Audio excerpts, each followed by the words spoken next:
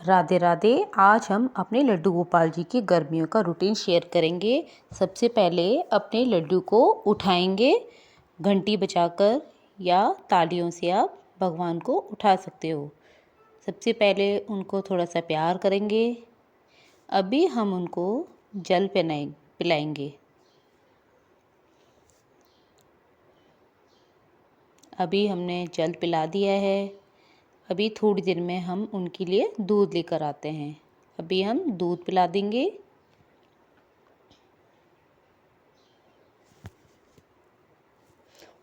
दूध पिलाने के बाद उनका मुंह पोंछ देंगे। अभी हम यहाँ पर अपने कान्हा जी के लिए कुछ मिश्री रखते हैं। अब उनको हम थोड़ा मिश्री खिला देंगे और अपने लड्डू गोपाल को 1-2 घंटे के बाद उनको स्नान कराएंगे। यहाँ हम उनके वस्त्र निकाल देते हैं। अभी हम एक पात्र लेंगे, उसमें ओम या स्टार कुछ भी हम बना लेंगे। अपने कान्हा जी को बिठाएंगे, उसमें हम तुलसी पत्र डालेंगे और अपने कान्हा जी को स्नान कराएंगे। दूध से जल से स्नान कराएंगे।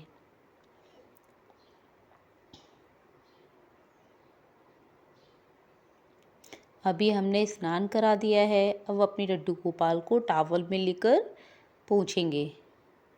अभी हम उनको हल्के हाथ से पोंछेंगे। उसके बाद हम उनको इत्र लगाएंगे। अभी अपने कान्हा जी को गर्मियाँ हो गई हैं तो उनको गुलाब का इत्र लगा सकते हैं। हल्के हाथों से हल्की मसाज करेंगे। अब उनको हम यहाँ पर वस्त्र पहनाएंगे। गर्मियों में अपने कान्हा जी को हल्के वस्त्र पहनाने चाहिए। अभी हम यहाँ पर उनको वस्त्र पहना देंगे। ये मैंने खुद बनाई थी। गर्मियों में अपने कान्हा जी का श्रृंगार भी थोड़ा हल्का ही रखेंगे। यहाँ पे हम ज़्यादा कुछ नहीं पहनाएंगे। कान्हा जी को टीका लगा देंगे, चंदन, उनको बाल पहना देंगे। अभी हमने अपने कान्हा जी को मंदिर में विराजमान कर दिया है। अभी हम उनकी सेवा अर्चना करेंगे। यहाँ पर हम दीपक जलाएंगे। अभी हम आरती करेंगे। पहले हम गणेश भगवान की करेंगे, फिर अपने कान्हा जी की करेंगे। यहाँ हम आरती कर लेते हैं। आरती करने के बाद में हम भगवान को भोग लगाएंगे। भोग में आप कोई भी फल दे सकते हो। मेरे पास में अंगूर थे तो मैं कान्हा जी को अंगूर का भोग लगा दूंगी। इस पर तुलसी पत्र रख देंगे। अभी हमारी यहाँ पे सेवा अर्चना पूरी हो गई है। अब उसके बाद हम अपने भागवत गीता पढ़ेंगे। अभी हम पहला अध्याय शुरू करते हैं। धृतराष्ट्र बोले, हे संजय, धर्म भूमि कुरुक्षेत्र में एकत्र युद्ध की इच्छा रखने वाले मेरे पुत्रों और पांडव पुत्रों ने किया। महाराज, उस समय राजकुमार दुर्योधन ने पांडवों की सेना देखकर गुरु द्रोणाचार्य के पास जाकर कहा, हे आचार्य, आपके पास मैं इसीलिए आया हूँ कि आप पांडवों की व्यूहाकार खड़ी इस विशाल सेना का अवलोकन करें। उस सेना में बड़े बड़े वीर अपने धनुष धारण किए खड़े हैं। उन सबको देखकर आप इनकी तुलना में हमारे पास श्रेष्ठ वीर है, उनके बारे में मुझे बताएं। एक तो स्वयं आप भीष्म पितामह, वीर गण, कृपाचार्य जैसे अनेक वीर है। भीष्म पितामह द्वारा रक्षित हमारी इस सेना सब प्रकार से अजय है। अब आप ही ये सब कुछ देख सकते हैं, इसीलिए आप संदेश भीष्म पितामह की सब ओर से रक्षा करें।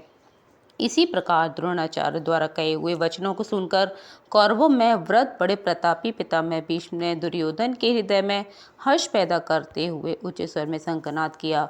इसके साथ ही अन्य शंख, ढोल, नगाड़े आदि बजने लगे। उसके पश्चात सफेद घोड़ों से युक्त सजे हुए रथ में बैठकर श्री कृष्ण जी आए। अर्जुन ने भी अपना अलौकिक देवदंड शंख बजाया। श्री कृष्ण ने पांचजन्य नामक शंख, भीमसेन ने पौंड नामक शंख बजाया। कुंती पुत्र राजा युधिष्ठिर ने अनंत नामक विजयी शंख बजाया। इस तरह से पांडव सेना के सारे वीरों ने बारी बारी से अपने अपने शंख बजाए। इस भयंकर शंखनादों में आकाश और पृथ्वी को कंपायमान कर दिया। युधिष्ठिर राजपुत्रों का हृदय विदीर्ण हो गया। हे राजन, उसके बाद कपिध्वज अर्जुन ने खड़े हुए 10 राजपुत्रों को देखकर धनुष उठाकर ऋषिकेश श्री कृष्ण जी से यह कहा, हे अच्युत, मेरे रथ को दोनों सेनाओं के बीच में इस प्रकार खड़ा कर दो कि मैं देख सकूं कि मुझे किस किस से युद्ध करना है। मैं सबको अच्छी तरह से देखना चाहता हूँ। संजय बोला, हे महाराज दशरथ जी, अर्जुन द्वारा कहे गए शब्दों को सुनकर श्री कृष्ण बोले, लो अर्जुन, अब तुम अपनी मनोकामनाएं पूरी कर लो। देखो, सामने पितामह भीष्म खड़े हैं। अर्जुन ने युद्ध क्षेत्र में चारों ओर दृष्टि डाली। में कौरव भीष्म पितामह गुरु द्रोणाचार्य और उनके पास खड़े दुर्योधन को बड़े ध्यान से देखा। फिर उदासी भरे स्वर से बोला, हे माधव, इस युद्ध में खड़े हुए अपने गुरु भीष्म पितामह एवं भाई बंधुओं को देखकर मेरा शरीर शिथिल होता जा रहा है, गला खुश्क हो रहा है। मेरे हाथों में धनुष को पकड़ने की शक्ति नहीं है, लक्ष्य को विपरीत ही देख रहा हूँ। इस युद्ध में अपने संबंधियों को मारकर यह राज्य प्राप्त करके क्या करूँगा? मुझसे यह पाप नहीं होगा। प्रभु, आप मेरे रथ को वापस ले चलो। इस युद्ध में कोई कल्याण नहीं दिखाई देता। तुम क्या कर रहे हो? पार्थ श्री कृष्ण जी ने आश्चर्य से अर्जुन से उदास मुख की ओर देखा। प्रभु, यह पाप है। अपने वंश के लोगों को मारकर राज्य प्राप्त करना पाप है। ऐसा पाप तो कोई पागल ही कर सकता है। प्रभु, मेरे रथ को युद्ध क्षेत्र में ले चलो। मैं युद्ध नहीं करना चाहता। हे महाराज दशरथ जी, इतना कहकर अर्जुन धनुष रखकर रथ के पिछले भाग में जा बैठा। संजय ने दशरथ की अंधी आंखों में झांका और सोचने लगा कि राजा अंधा होते हुए भी अपने वंश के इस महायुद्ध